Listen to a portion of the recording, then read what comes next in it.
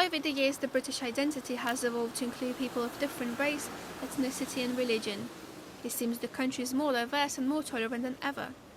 With 3 million members, the Islamic community is the fastest growing minority in Britain. So what does the future hold for British Muslims? A year-long review by Dame Louise Casey, published on the 5th of December, has found some parts of Britain to be increasingly segregated. The report heavily focused on British Muslim communities and showed Muslim women were likely to experience economic and social isolation as well as domestic abuse. The report highlighted the immense benefits of immigration, but claimed there is not enough emphasis on integration. The report has received heavy criticism from Muslim groups after they failed to mention class divide, institutional racism, and white communities' responsibility to help minorities integrate. The report mentions Muslims 249 times, with only 14 references to Polish communities. Muslim communities have been the most affected by racism after the EU referendum.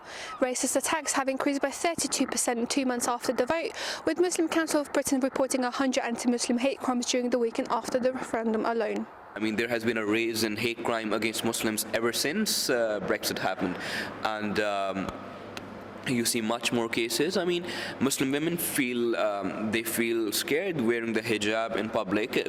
Would that lead to them being oppressed? Would that lead to them being victims of intolerance and racism? So I feel like there is an air of fear, there is an air of unsurety, there is an air of suspicion as to what the future holds for us.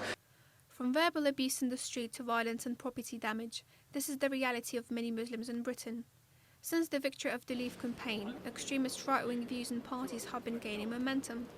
Brexit seems to have provoked prejudice and bigotry, and British Muslims seem to be at the centre of it. It is feared that if the Human Rights Act is fully revoked, institutional racism and Islamophobia might flourish. Without the help of the Fundamental Rights Agency overseen by the EU, Muslims might suffer from inequality and institutional discrimination. But until Theresa May triggers Article 50 in March, the future is uncertain for all Britons. It seems the rocky road lies ahead for all, especially Muslims. Romanta Bagajite, News.